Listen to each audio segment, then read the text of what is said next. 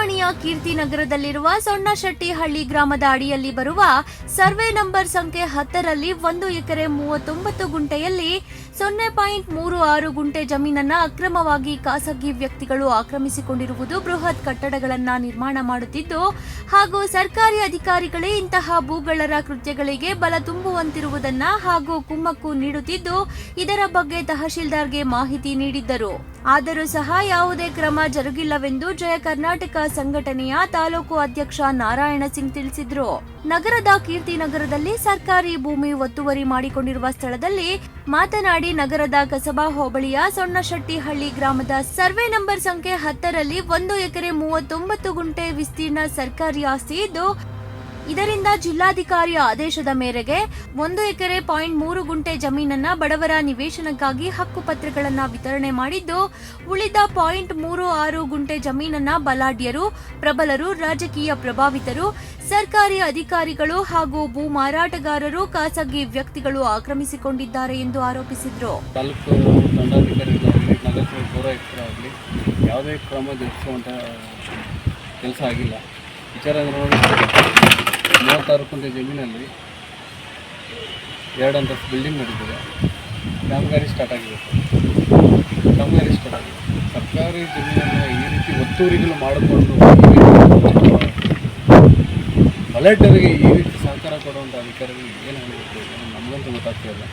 ದಯವಿಟ್ಟು ಸರ್ ಈಗಲಾದರೂ ಲೋಕಾಯುಕ್ತವರಿಗೆ ದೂರು ಕೊಟ್ಟಿದ್ದೀನಿ. ಬಲಾಢ್ಯರ ಮೇಲೆ ಅಧಿಕಾರಿಗಳ ವಿಚಾರದಲ್ಲಿ ದೂರು ಕೊಟ್ಟಿದ್ದೀನಿ. ದೂರು ಪ್ರಕಾರ ಏನು ಕ್ರಮ ಕೈಗೊಳ್ತಾರ ತಗೊಂಡು ಸರ್ ನೋಡಿ, ಕಟ್ಟಡ ಕಾರ್ಮಿಕರ ಕೆಲಸವನ್ನು ಅಷ್ಟ ಇದು ಮಾಡಿದ್ದಾರೆ. ಅಕ್ರಮ ಮಾಡಿಕೊಂಡಿರುವವರ ವಿರುದ್ಧ ಕ್ರಮ ಜರುಗಿಸುವಂತೆ ತಹಶೀಲ್ದಾರ್ಗೆ ಹಲವು ಬಾರಿ ಮನವಿ ಮಾಡಿದ್ರೂ ಪ್ರಯೋಜನವಿಲ್ಲ. ಜಿಲ್ಲಾಧಿಕಾರಿಗಳಿಗೂ ಪತ್ರ ವ್ಯವಹಾರ ನಡೆಸಿದರೂ ಲೆಕ್ಕಕ್ಕಿಲ್ಲದಂತಾಗಿದ್ದು ಇದರಿಂದ ಬೇಸತ್ತು ಲೋಕಾಯುಕ್ತರಿಗೂ ದೂರು ದಾಖಲಿಸಲಾಗಿದೆ ಎಂದರು. ಹಿಂದೂ ಧರ್ಮದ ಆಸ್ತಿಗಳ ಕಬಳಿಕೆಗೆ ಹುನ್ನಾರ.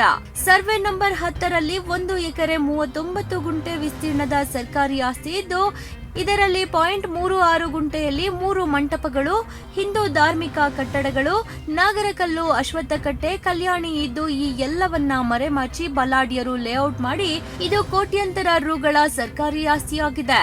3 ಮಂಟಪ ಹಳೆ ದಾಖಲಾತಿಗಳ ಪ್ರಕಾರ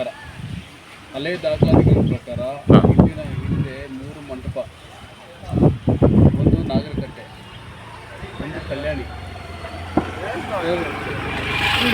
ಅದನ್ನು ಮುಚ್ಚಿ, ಈ ಕಲ್ಯಾಣಿಯನ್ನು ಮುಚ್ಚಿ 3 ಮಂಟಪಗಳು ಏನಿದ್ದವು ಅದನ್ನು ತೆರವುಗೊಳಿಸಿ ಎಲ್ಲ 36 ಗಂಟೆಯನ್ನು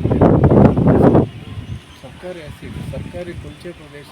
ಯಾರು ಮಾಡಿರೋಂಥದ್ದು ಸರ್? ಯಾರು ಬಲ್ಲಾಢ್ಯರು ಸರ್, ಬಲ್ಲಾಢ್ಯರು ಇದು. ಇವಾಗ ಲೇಔಟ್ ಮಾಡಿರೋದು ಯಾರು ಸರ್? ಲೇಔಟ್ ಮಾಡಿರೋದು ಯಾರು ಗೊತ್ತಿಲ್ಲ ಸರ್. ಮುನ್ಸ್ಟರ್ ಅಂತ ಯಾರು ಗೊತ್ತಿಲ್ಲ. ಮುನ್ಸ್ಟರ್ ಅನ್ನೋದು ಗೊತ್ತಿಲ್ಲ. ಯಾರು ಬಲ್ಲಾಢ್ಯರು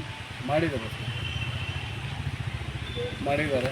ದಯವಿಟ್ಟು ಅದನ್ನು ಅಧಿಕಾರಿಗಳು ದಾಖಲಾತಿಗಳನ್ನು, ಹಿಂದಿನ ದಾಖಲಾತಿಗಳನ್ನು ಪರಿಶೀಲನೆ ಮಾಡಿ ಕೂಡಲೇ ಸಹಕಾರ ಅಧಿಕಾರಿಗಳು ಅವರಿಗೆ ಸಹಕರಿಸಿದಂಥ ಅವ್ರ ಮೇಲೆ ಮತ್ತು ಬಲ್ಲಾಢ್ಯರ ಮೇಲೆ ಕೂಡಲೇ ಕಾನೂನು ಕ್ರಮ ಏನಿದೆ.